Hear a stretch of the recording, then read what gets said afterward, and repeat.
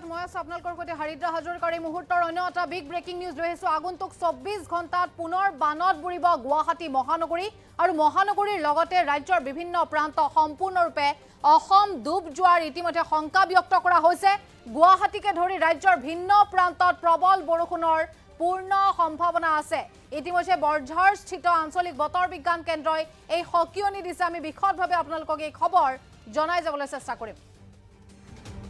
আমি জানাইছো এই মুহূৰ্তৰ এটা বিগ ব্ৰেকিং আগন্তুক 24 ঘণ্টাত পুনৰ বানত বুৰিব গুৱাহাটী মহানগৰী অসমত ভয়াবহ পৰিস্থিতিৰ সৃষ্টি হ'ব পাৰে গুৱাহাটীকে ধৰি ৰাজ্যৰ ভিন্ন প্ৰান্তত প্ৰবল বৰষুণৰ সম্ভাৱনা আছে গুৱাহাটীৰ লগতে নামনি অসমতো প্ৰবল বৃষ্টিপাতৰ ইতিমধ্যে সম্ভাৱনা ব্যক্ত কৰিছে বতৰ বিজ্ঞান কেন্দ্ৰৰ তৰফৰ পৰা আঞ্চলিক বতৰ বিজ্ঞান কেন্দ্ৰই ইতিমধ্যে ৱাৰ্নিং দিছে পানী জমা হোৱা স্থানলৈ নাযাবলৈ গুৱাহাটীবাসীক আহ্বান জনোৱা হৈছে গুৱাহাটীৰ লগতে নামনি অসমত প্ৰবল বৃষ্টিপাতৰ আশংকা ব্যক্ত কৰা হৈছে আমি ইতিমধ্যে উল্লেখ কৰিছো নগাঁও আৰু কাৰ্বি আংলঙতো প্ৰবল বৃষ্টিপাতৰ সম্ভাৱনা আছে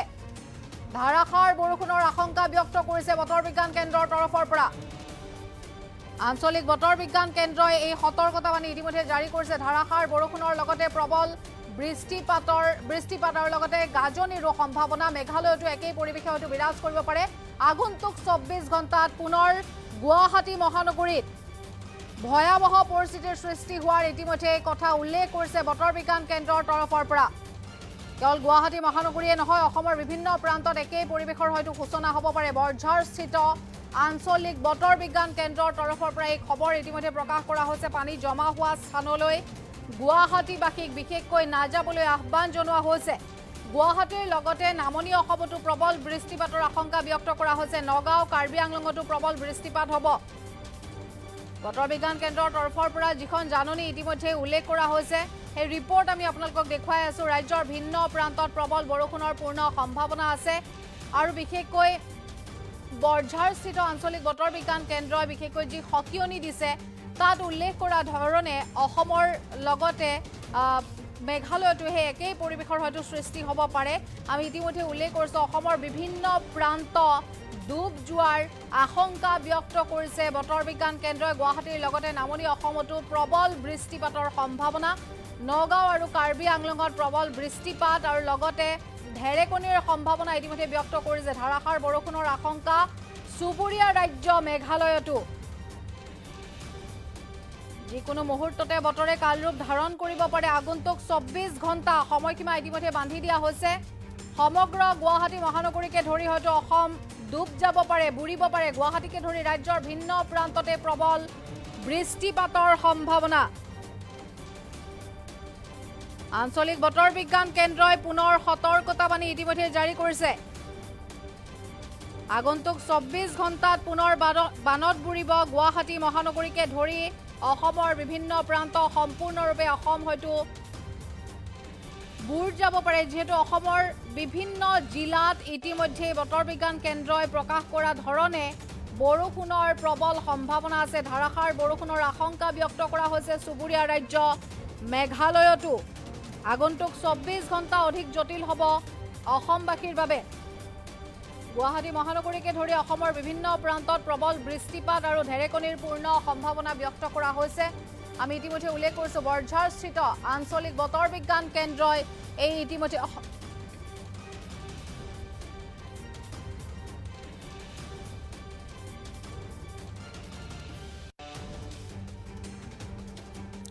বতৰ বিজ্ঞান কেন্দ্ৰৰ তৰফৰ পৰা ইতিমধ্যে সকিয়নি দিয়া হৈছে গুৱাহাটীৰ লগতে নামনি অসমতো প্ৰবল বৃষ্টিপাতৰ সম্ভাৱনা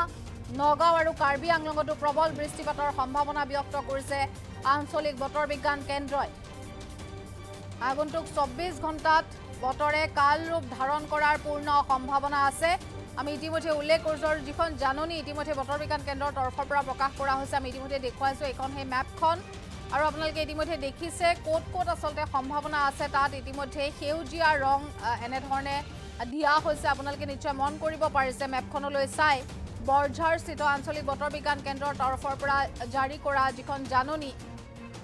সেই জাননী মৰ্মে পানী জমা হোৱা স্থানলৈ বিশেষকৈ গুৱাহাটীবাসীক নাযাবলৈ আহ্বান জনোৱা হৈছে গুৱাহাটীৰ লগতে নামনি অসমত প্ৰবল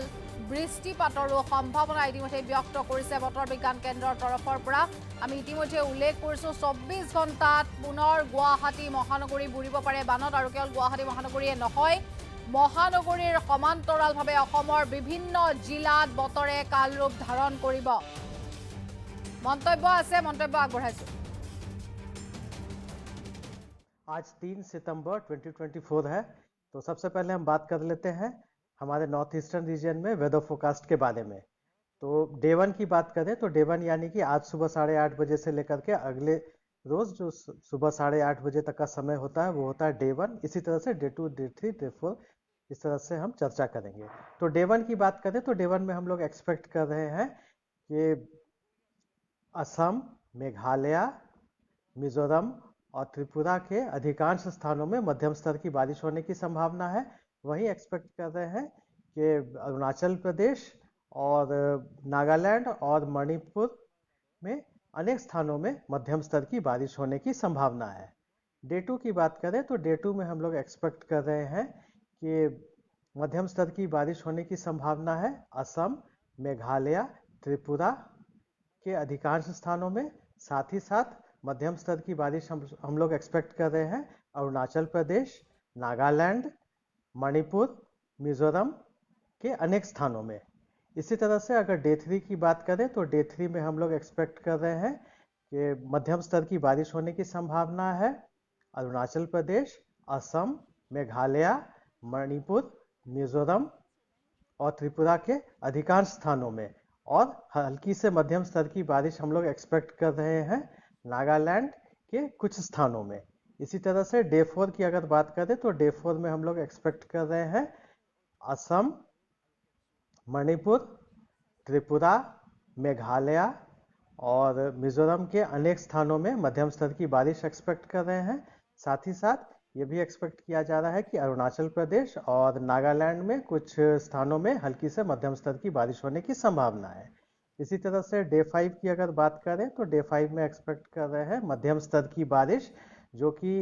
नागालैंड और मिजोरम के अनेक स्थानों में होने की संभावना है। साथ ही साथ हल्की से मध्यम स्तर की बारिश हम लोग एक्सपेक्ट कर रहे हैं अरुणाचल प्रदेश के कुछ स्थानों में। ये सिर्फ अरुणाचल प्रदेश ही नहीं बल्कि अरुणाचल प्रदेश, असम, मेघालय, मणिपुर और त्रिपुरा के कुछ स्थानों में। वार्निंग की बात करें तो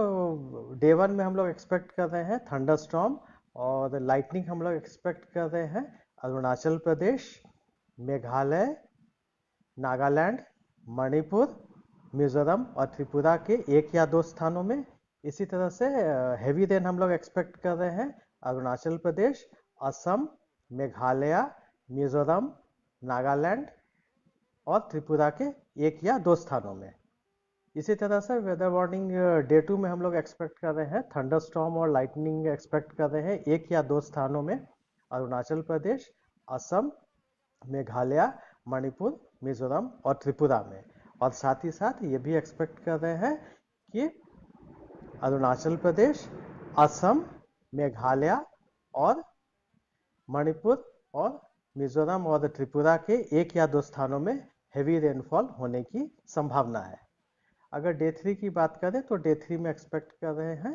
कि थंडरस्टॉर्म और लाइटनिंग एक्सपेक्ट किया जा रहा है 1 या 2 स्थानों में अरुणाचल प्रदेश, असम, मेघालय और मणिपुर,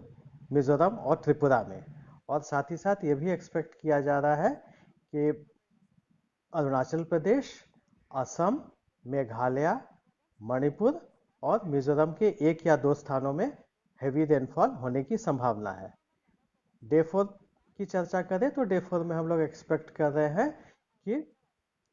थंडरस्टॉर्म और लाइटनिंग होने की संभावना है मणिपुर, मिजोरम और त्रिपुरा के 1 या 2 स्थानों में। साथ ही साथ ये भी एक्सपेक्ट कर रहे हैं कि अरुणाचल प्रदेश,